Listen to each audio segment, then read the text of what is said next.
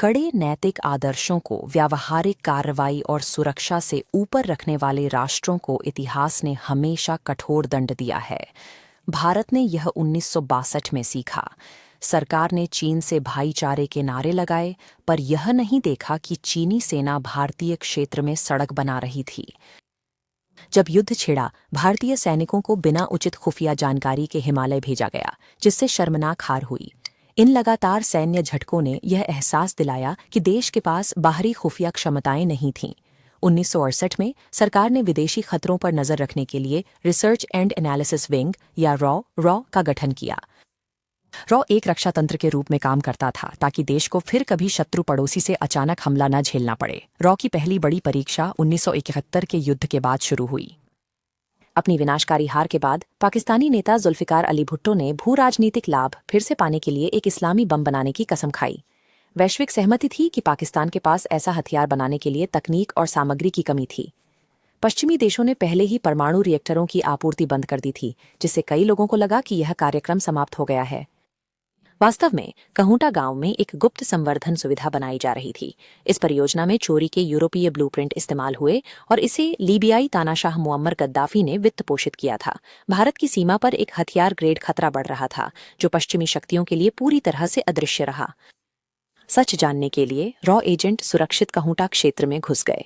गुप्तचरों ने सैन्य संदेह से बचने के लिए सुविधा के पास रहने वाले स्थानीय भिखारियों का भेष धरकर उसकी दैनिक गतिविधियों पर नजर रखी। एजेंटों ने सबूत जुटाने के लिए एक अनोखा तरीका अपनाया। उन्होंने सुविधा के वैज्ञानिकों द्वारा अक्सर देखी जाने वाली स्थानीय नाई की दुकानों का दौरा किया और भारत में तस्करी कर लाने के लिए फेंके गए बालों के नमूने एकत्र किए। यह आरेख उन तस्करी किए गए बालों के नमूनों पर प्रयोगशाला विश्लेषण को दर्शाता है, जिसमें सूक्ष्म रेडियोधर्मी विकिरण की तलाश की गई है। विश्लेषण में विशिष्ट रेडियोधर्मी निशान पाए गए, जिससे साबित हुआ कि वैज्ञानिक संवर्धित यूरेनियम 235 का इस्तेमाल कर रहे थे। इससे पुष्टि हुई कि कहूटा एक सक्रिय हथियार ग्रेड सुविधा थी, न कि एक शांतिपूर्ण बिजली संयंत्र। रॉ ने एक त्रुटिहीन ऑपरेशन को अंजाम दिया, जिससे भारतीय सरकार को परमाणु खतरे का अकाट्य प्रमाण मिला, इससे पहले कि बाकी दुनिया को इसके अस्तित्व का पता चलता। रॉ ने 2 सामरिक समाधान प्रस्तुत किए। इजराइल की मोसाद ने संयंत्र नष्ट करने के लिए सीधी हवाई हमले का सुझाव दिया, जबकि एक अंदरूनी सूत्र ने $10,000 में पूरी सुविधा का खाका देने की पेशकश की। प्रधानमंत्री मोरारजी देसाई ने कठोर गांधीवादी शांतिवादी विचारधारा के कारण दोनों विकल्प अस्वीकार कर दिए। देसाई को खुफिया एजेंसियों पर गहरा अविश्वास था। उनके पूर्ववर्ती ने आपातकाल में उनका उपयोग घरेलू उत्पीड़न के लिए किया था, जिससे वे उनकी बाहरी कार्रवाइयों पर भी संशय करते थे। उसने मोसाद के हवाई हमले को इस चिंता से खारिज कर दिया कि इससे अरब देश नाराज हो जाएंगे और भारत पर तेल प्रतिबंध लग जाएगा। उसने मुखबिर को पैसे देने से भी इनकार कर दिया, यह कहते हुए कि रिश्वतखोरी और जासूसी अनैतिक प्रथाएं हैं।